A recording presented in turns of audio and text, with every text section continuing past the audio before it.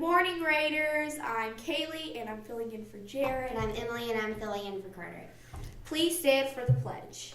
I pledge allegiance to the flag of the United States of America and to the republic for which it stands, one nation, under God, indivisible, with liberty and justice for all. Now for the Texas flag. Honor the Texas flag. I pledge allegiance to thee, Texas, one state, under God, one and indivisible. Please join us for a moment of silence.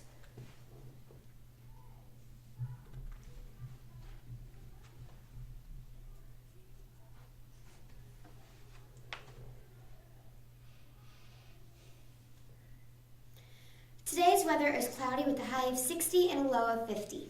Calling all 7th and 8th graders, SCA Weekend of Champions is quickly approaching. WOC is fun-filled weekend of worship, fellowship, and competitions. Plus, you'll get to spend the weekend away from your parents. The Weekend of Champions will be March 2nd through March 4th. Transportation will be provided from SMS to the camp and back. Your room and meals are included. You'll need to go to www.dfwfca.org/WOC to register. You must register online and pay with a credit card, so you'll need your parents for that part. So get your friends together, sign up, and get ready for one of the best weekends of your life. Send any questions to Coach Gomez. Raiders, would you like to wear your craziest socks or hats to the staff versus students basketball game on February 16th? It's only cost $1. Turn it into the SCA donation before school in the cafeteria. Today's special showcase in honor of Black History Month is Nat Turner. He was born on October 2nd, 1800 and died on November 11th, 1831.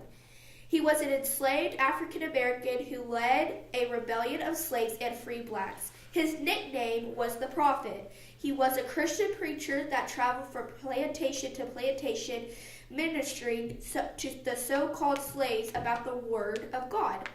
He said God spoke to him and told him to lead a revolt and to kill his oppressors. I'm so sorry. Okay. He used his preacher network to build his rebellion to freedom. He fought for freedom, killed 55 white suprematists, hanged after being judged, and sentenced to death. If you're wanting to learn more about Nat Turner or other iconic people and events, come check out our book display in the library.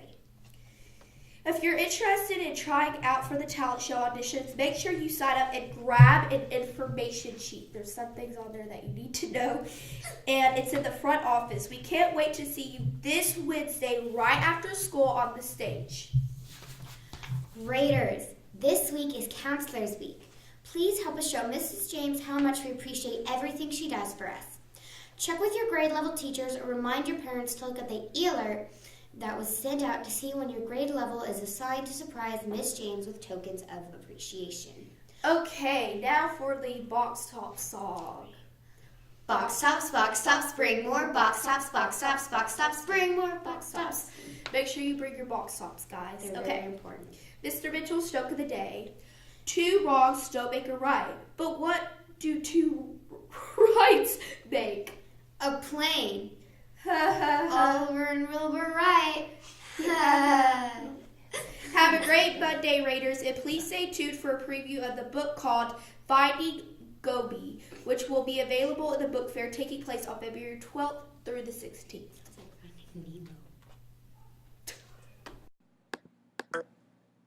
In the unlikeliest of places, on day 2 of a week-long race across the Gobi Desert, ultramarathon runner Dion Leonard was surprised by a small dog following him.